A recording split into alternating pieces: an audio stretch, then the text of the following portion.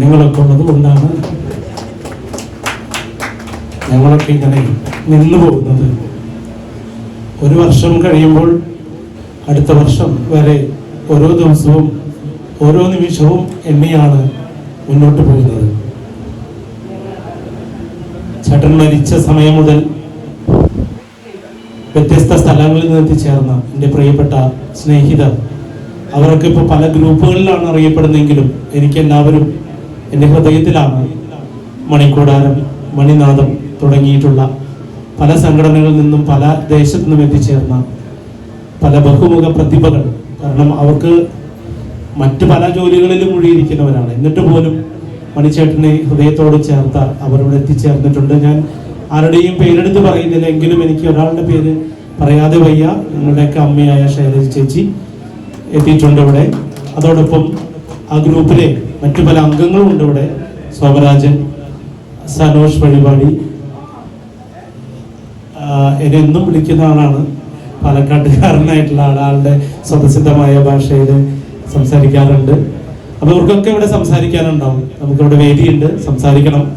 ഇവിടെ നമ്മൾ കലാപരിപാടികളല്ല, അനുസ്മരണം മാത്രമാണ് ഉദ്ദേശിക്കുന്നത്. അതുകൊണ്ട് തന്നെ നിങ്ങളുടെ ഓരോ വരികളും അനുസ്മരണങ്ങളാണ്. എനിക്ക് വരാൻ പറ്റാതെ പോയത്. പിന്നെ ഞാൻ എല്ലാ സ്ഥലങ്ങളിലും അല്ലെങ്കിൽ എല്ലാം ഇങ്ങനെ ചോദിച്ച് വാങ്ങിക്കുന്ന ഒരാളല്ല, അല്ലെങ്കിൽ പരാതി പറയുന്ന ഒരാളല്ല. പക്ഷെ എനിക്ക് ഇവിടെ പരാതി പറയാം. കാരണം ഇത് എൻ്റെ വീടാണ്, എൻ്റെ കുടുംബമാണ്. അവിടെ ഞാൻ പരാതി പറയാം. അവിടെ എനിക്ക് കിട്ടേണ്ടത് കിട്ടിയില്ലെങ്കിൽ. അപ്പോൾ രാമകൃഷ്ണൻ്റെ ഫോൺ വന്നില്ല. ഇതാണ് സാധാരണ വരുന്നതാണ്. പക്ഷെ അത് നമ്പറിൻ്റെ എന്തോ പ്രശ്നമാണ്. രാമകൃഷ്ണേട്ടൻ വിളിച്ചിട്ടുണ്ടായിരുന്നു, എനിക്കത് കണക്റ്റ് ആയില്ല. അപ്പം ഞാൻ ഇന്നലെ വിളിച്ചിട്ട് രാമകൃഷ്ണേട്ടൻ ഞാൻ വരുന്നുണ്ട്, എന്നെ വിളിച്ചില്ലല്ലോ എന്ന് പറഞ്ഞപ്പോൾ രാമകൃഷ്ണേട്ടൻ പറഞ്ഞു കുറേ നമ്പറിൽ വിളിച്ചു, കിട്ടിയില്ല. അപ്പോൾ ഈ പോസ്റ്ററൊക്കെ കണ്ടപ്പോൾ ഞാനിപ്പോൾ ഒരു റിക്വസ്റ്റ് പറയുകയാണ്. എല്ലാ വർഷവും പുതിയ പുതിയ പ്രതിഭകൾ വരും, അവരെ മണിച്ചേട്ടൻ്റെ പേരിൽ ആദരിക്കണം. അത് നല്ല കാര്യം തന്നെയാണ്, അതിൽ എനിക്കും സന്തോഷമാണ്. എല്ലാവരെയും ആദരിക്കണം, അവർക്ക് പറയാനുള്ളതും നമ്മൾ കേൾക്കണം. അതിൻ്റെ ഒപ്പം എന്തായാലും രാമകൃഷ്ണൻ ചേട്ടന് ഈ പരിപാടിയിൽ ഒരു സ്ഥാനം ഉണ്ടല്ലോ, അതിൻ്റെ തൊട്ടടുത്ത് എനിക്കൊരു സ്ഥാനം തന്നെ. ആ നോട്ടീസും പോസ്റ്ററൊക്കെ അടിക്കുമ്പോൾ മണികണ്ഠൻ ആർ ആചാരി എന്ന് മുഴുവൻ ഇടണ്ട, മണി തൃപ്പൂണിത്തറ എന്നിട്ടാൽ മതി. അപ്പം ആ പേര് ഇനി മാറ്റരുത്, അത് കണ്ടില്ലെങ്കിൽ ഭയങ്കര സങ്കടമാണ്. ശരി, സന്തോഷം.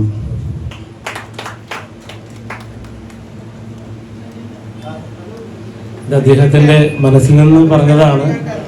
ഒരിക്കലും നമ്മളങ്ങനെ മാറ്റി നിർത്തുന്നതല്ല. നമുക്കറിയാം അദ്ദേഹത്തിൻ്റെ തിരക്ക് എന്തുമാത്രം ഉണ്ടെന്നുള്ളത്. കാരണം തമിഴിലും മലയാളത്തിലൊക്കെ ഒരുപാട് തിരക്കുള്ളൊരു കലാകാരനാണ്. അപ്പോൾ നമ്മൾ വിളിച്ചിട്ട് അദ്ദേഹത്തിന് വരാൻ പറ്റിയില്ലെങ്കിൽ തീർച്ചയായിട്ടും അദ്ദേഹത്തിന് വിഷമവും. അതുകൊണ്ട് അദ്ദേഹം എത്തും എന്നുള്ള ഉറപ്പുള്ളത് കൊണ്ടാണ് അങ്ങനെ പറയാതിരുന്നത്. പക്ഷേ 3 നമ്പറിൽ ഞാൻ വാട്സപ്പിൽ മെസ്സേജ് അയച്ചു, വോയിസ് അയച്ചു, 2 പേര് തിരിച്ചയച്ചു. ഇതിപ്പോൾ മണികണ്ഠൻ യൂസ് ചെയ്യുന്ന നമ്പറല്ല എന്ന് പറഞ്ഞുകൊണ്ട്. പിന്നെ ഇന്ന് അദ്ദേഹം വിളിക്കുമ്പോഴാണ് ആ നമ്പർ ഞാൻ സേവ് ചെയ്തിരുന്നു. പക്ഷേ ഈ 3 നമ്പറിലും വിളിച്ചിട്ട് ശരിക്കുള്ള നമ്പർ അതായിരുന്നു. അതാണ് സംഭവിച്ചത്. കാരണം എപ്പോഴും പറയാറുണ്ട് വിളിച്ചില്ലെങ്കിലും വരും. പക്ഷേ പോസ്റ്റർ ഡിസൈൻ ചെയ്തിട്ട് ഫസ്റ്റ് അയച്ചത് ഈ നമ്പറിലേക്കാണ്. ആ സത്യം തിരിച്ചറിയണം. എന്നും ഞങ്ങൾക്കൊപ്പം ഉണ്ട്. ഇത് അത്ര സ്വാതന്ത്ര്യമുള്ളൊരു സ്ഥലമായി കൊണ്ട് പറയണത്. ഇത് ഞാൻ നിങ്ങളെയൊന്നും ഓഡിയൻസ് ആയിട്ടല്ല കാണണം, നമ്മളൊക്കെ കുടുംബക്കാരായിട്ടാണ് കാണണേ. അതിൻ്റെ ഒരു ഫ്രീഡത്തിൽ പറയണ കേട്ടോ. ഇതൊരു ചെറിയൊരു കുശുമ്പന. സ്വന്തം വീട്ടിൽ നമ്മൾ കുശുമ്പും കുറുമ്പൊക്കെ കാണിക്കില്ല. അത്ര രാമചേട്ടാ അതാണ് കേട്ടോ, അല്ലാതെ വേറെ ഒന്നുമല്ല.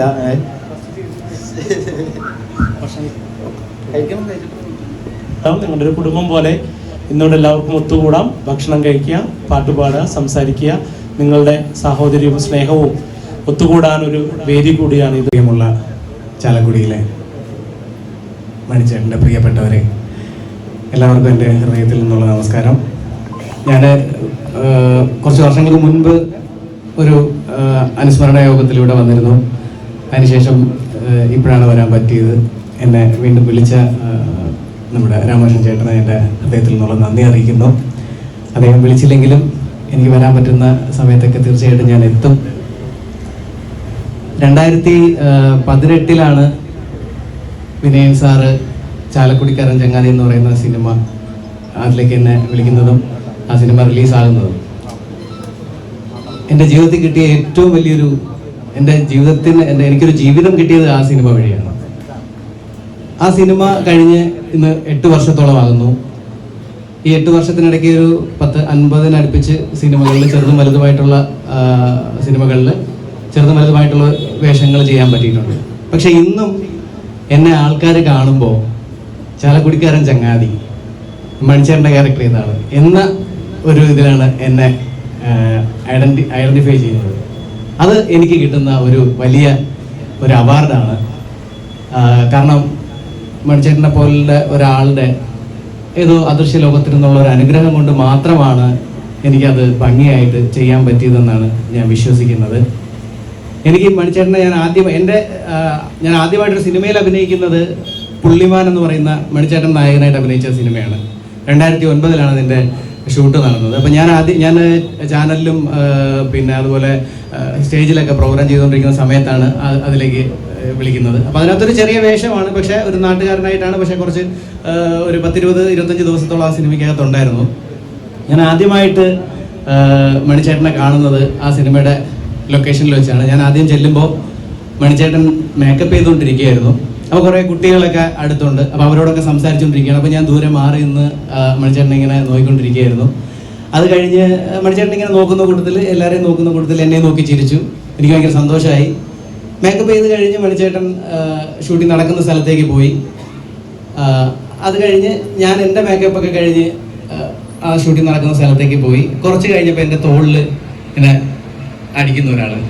ഞാൻ തിരിഞ്ഞ് നോക്കുമ്പോൾ മണിച്ചേട്ടൻ എന്നോട് പറഞ്ഞു, എടാ സോറി കേട്ടോ, നീ മിമിക്രിക്കാരനാണെന്നുള്ളത് എനിക്ക് അറിയില്ലായിരുന്നു. ഇവർ പറഞ്ഞപ്പോഴാണ് മനസ്സിലായത് നീ ചാനലൊക്കെ പ്രോഗ്രാം ചെയ്യുന്നുണ്ടെന്ന് പറഞ്ഞു. അപ്പോൾ മണിച്ചേട്ടൻ അത് എന്നെ ആദ്യം കണ്ടപ്പോൾ അത് അങ്ങനെ ജസ്റ്റ് ഒന്ന് ഇങ്ങനെ ചിരിച്ചു വിട്ടതേ ഉള്ളൂ. അത് മണിച്ചേട്ടൻ ഒരു ഭയങ്കര എന്തോ ഒരു ഫീൽ ചെയ്തെന്ന് തോന്നുന്നു പുള്ളിക്ക് തന്നെ. അങ്ങനെ മണിച്ചേട്ടൻ എൻ്റെ അടുത്ത് പറഞ്ഞു, നീ വൈകിട്ട് റൂമിൽ വരണം, നമുക്ക് ഒരുമിച്ച് ഫുഡൊക്കെ കഴിക്കാമെന്നൊക്കെ പറഞ്ഞു. അപ്പം ഞാനൊരു വലിയ സിനിമാ താരം എന്നെ ഇങ്ങനെ റൂമിലേക്ക് വിളിക്കുന്നത്, അപ്പം ഞാൻ വിചാരിച്ചു ജസ്റ്റ് ഫോർമാലിറ്റിക്ക് വിളിച്ചതായിരിക്കും എന്നൊക്കെ ഉള്ളൊരു ഇതായിരുന്നു എൻ്റെ മനസ്സിൽ. പക്ഷേ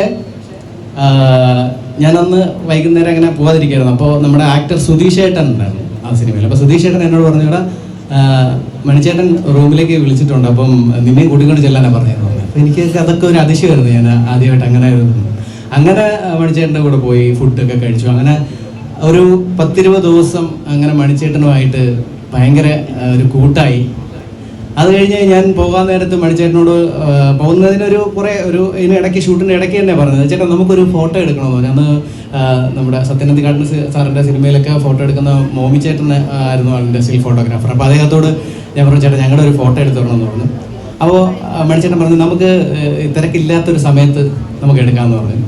അങ്ങനെ ഞാനത് പിന്നീട് ഓർത്തില്ല. പക്ഷെ മണിച്ചേട്ടൻ സിനിമ തീരുന്നതിന് മുന്നേ പറഞ്ഞു, നിനക്ക് ഫോട്ടോ എടുക്കണ്ടേന്ന് പറഞ്ഞു. എൻ്റെ കൂടെ ഇരുത്തി 2 ഫോട്ടോ എടുത്തു. എന്നിട്ട് അന്ന് ഈ ഫോട്ടോ നമുക്ക് ഇന്നത്തെ പോലെ മൊബൈലിൽ സെൻഡ് ചെയ്യാനോ അല്ലെങ്കിൽ അങ്ങനെയൊന്നും പറ്റില്ല. അപ്പോൾ CD-യിലാണ് ഇത് കിട്ടുന്നത്. അപ്പോൾ ഞാൻ ആ മോമിച്ചേട്ടനോട് പറഞ്ഞു, ചേട്ടാ ഇത് എനിക്ക് കിട്ടാൻ എന്താ വഴി? അപ്പോൾ പറഞ്ഞത് ഞാൻ തരാമെന്ന് പറഞ്ഞു. എൻ്റെ അഡ്രസ്സൊക്കെ വാങ്ങി വെച്ചു. ഞാൻ വീട്ടിൽ ചെന്ന് ഒരാഴ്ചയൊക്കെ കഴിഞ്ഞപ്പോഴത്തേക്കും ഈ CD എനിക്ക് അയച്ചു തന്നു. ഞാനത് കമ്പ്യൂട്ടറിലിട്ട് നോക്കുമ്പോൾ ആ ഫോട്ടോ ആണ് സോഷ്യൽ മീഡിയയിലൊക്കെ ഞാൻ ഇട്ടിട്ടുള്ള മണിച്ചേട്ടനുമായിട്ടുള്ള ഒരു ഫോട്ടോ. അത് കഴിഞ്ഞ് പിന്നീട് മണിച്ചേട്ടനോട് 2-3 സ്റ്റേജ് പ്രോഗ്രാമുകൾ വിദേശത്ത് ബഹ്റൈനിലുമൊക്കെ ചെയ്യാൻ പറ്റി.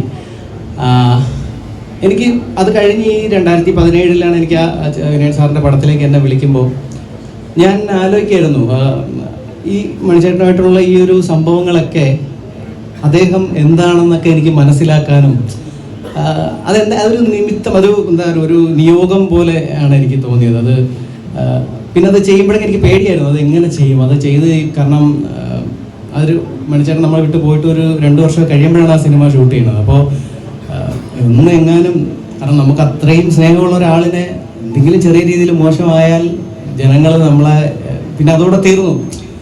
പക്ഷെ അതാ ഞാൻ പറഞ്ഞ മണിച്ചേട്ടൻ്റെ ഏതോ അദൃശ്യ ലോകത്തു നിന്നുള്ള ഒരു അനുഗ്രഹം. സിനിമ ഷൂട്ട് ചെയ്ത് 2 ദിവസം കഴിഞ്ഞപ്പോഴത്തേക്കും എന്തോ അറിയാതെ അദ്ദേഹത്തിൻ്റെ ഒരു അനുഗ്രഹം വന്നതുപോലെ ആയിരുന്നു. അതുകൊണ്ടാണ് ഇപ്പോഴും എന്നെ കാണുമ്പോൾ അത് ക്യാരക്ടർ ഭംഗിയാക്കി ചെയ്യാൻ പറ്റിയതിൻ്റെ ഒരു സ്നേഹം ആണ് എല്ലാവരും തരുന്നത്. പോയി തറിഞ്ഞില്ല. ഞാൻ ഏറ്റവും കൂടുതൽ സന്തോഷിക്കുന്ന വെച്ചാൽ ഒരുപാട് വർഷത്തോളം മണിയുടെ കൂടെ നിന്ന് മണിയുടെ പാട്ടുകളും സ്നേഹവും സൗഹൃദമൊക്കെ കൊണ്ടു നടക്കാൻ പറ്റി. ഒരു സഹോദരനെ പോലെ. ഇപ്പോൾ മണി പോയതിനു ശേഷം എല്ലാവരും എന്നോട് ചോദിക്കും എന്താണ് പാട്ടുകൾ ചെയ്യാത്ത. പക്ഷേ ഇത്രയും കാലമായിട്ടും എനിക്ക് പറ്റിയിട്ടില്ല. സത്യം പറഞ്ഞാൽ അവിടെ വെച്ച് നിന്നുപോയി എന്നുള്ളതാണ് സത്യം. വേറെ പല കാര്യങ്ങളിലും ഞാൻ ഇടപെട്ടു. പക്ഷെ എന്നാലും ഒരു റെക്കോർഡിങ് സ്റ്റുഡിയോ, പാട്ടുകൾ, നാടൻ പാട്ടുകൾ ഒന്നും എനിക്ക് ചെയ്യാൻ പറ്റിയിട്ടില്ല. 10 വർഷം അങ്ങനെ പോയി.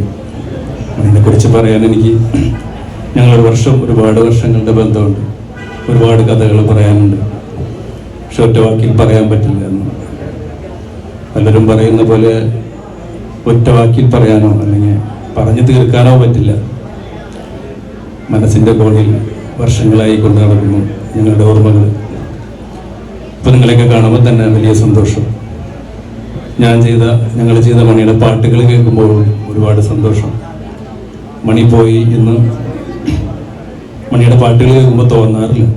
ഇപ്പോഴും തോന്നിയിട്ടില്ല. ആ ഓർമ്മകളിലൂടെ തന്നെയാണ് ജീവിതം കൊണ്ടുപോകുന്നത്. കൂടുതലൊന്നും പറയുന്നില്ല. എല്ലാവർക്കും നന്ദി, നമസ്കാരം. നന്ദി സതീഷ് ഭായി. വരിക്കച്ചക്കിണ്ട് ആ ചക്കയുടെ കാര്യം അതോർക്കുമ്പോ തേങ്ങിടുമോപ്പേ. ചക്ക മുറിച്ചിടണുണ്ട്, കൈത്തുണ്ടൻ കാട്ടിടണുണ്ട്, എന്നോടങ്ങിടൻ്റൊപ്പേ ചെല്ലാനേ.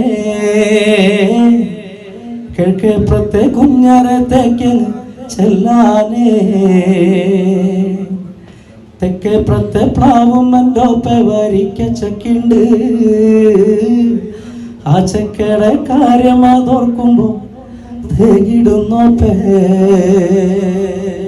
വലിയൊരു കലാകാരിയായി മാറിയിരിക്കുന്നു. സംഗീതത്തിൻ്റെ ബാലപാഠങ്ങളെല്ലാം കഴിഞ്ഞ് അതിൻ്റെ ഡിഗ്രി എല്ലാം കഴിഞ്ഞ് ചെമ്പൈ വൈദ്യനാഥ ഭാഗവതരുടെ ആ സ്ഥാപനത്തിൽ നിന്നും സംഗീതത്തിൻ്റെ എല്ലാ പടവുകളും താണ്ടി ഇന്ന് നല്ലൊരു കലാകാരിയായി വളർന്നിരിക്കുകയാണ്. മികച്ചൊരു ഭാവുകങ്ങൾ നമുക്ക് ഈ സഹോദരിക്ക് നൽകാം. Thank you.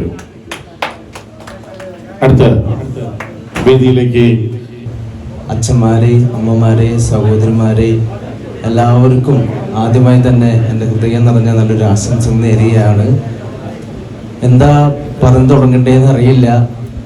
മാമനെ ഓരോരുത്തരും കാണുന്നത് പ്രത്യേകമായ ഒരു രീതിയാണ്. ഓരോരുത്തർക്കും ഒരു അച്ഛനായിട്ട്, കൊച്ചുകുട്ടികൾക്ക് അമ്മയായിട്ട്, അതുപോലെ തന്നെ പല രീതിയിലുള്ള. കാരണം ഇതൊക്കെ മാമൻ്റെ പാട്ടുകളിലാണ്. എല്ലാവർക്കും ഓരോ പാട്ടിൻ്റെ വരികൾ നമുക്ക് തോന്നുന്നത് സാധാരണ ജനങ്ങൾക്ക് വേണ്ടിയിട്ടാണ് മണിമാമൻ കൂടുതലായിട്ട് പാട്ട് പാടിയിട്ടുള്ളത്. അത് നമ്മുടെ ജീവിതത്തിലൂടെ കടന്നു പോകുന്ന ഓരോ വരികളാണ്. ഉമ്പായി കുച്ചാണ്ടായ പോലും, ഇപ്പം നേരത്തെ സുതിപാടി പോലെ തെക്കേപ്പുറത്തെ പ്രാവിൻ്റെ ഒപ്പൻ, അതൊക്കെ നമ്മുടെ ജീവിതത്തിൽ ഉണ്ടായി പോയ ഓരോ വരികളായിട്ടാണ് തോന്നുന്നത്.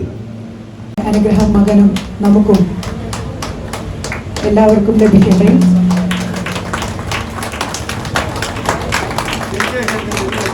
ഈ വേദിയെ മഹത്തരമാക്കിയതിന് ശ്രീരാജാജിയോട് നന്ദി പറയുന്നു, അമ്മയോടും.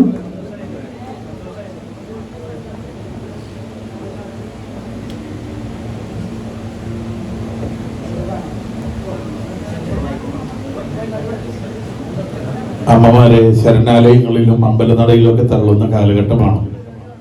അവിടെയാണ് ഈ ഒരു മകന്റെ കടമ കൃത്യമായി നിർവഹിക്കുന്നത്.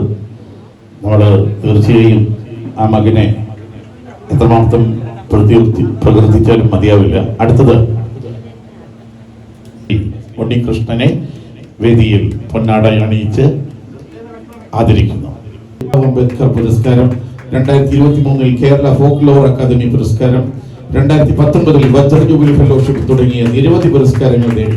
തന്നെ കലാഭവൻ ഗാനമേള ട്രൂപ്പിൽ അംഗമായ സുധി ശ്രീ കലാഭവൻ മണിയുടെ കുടുംബാംഗം കൂടിയാണ്.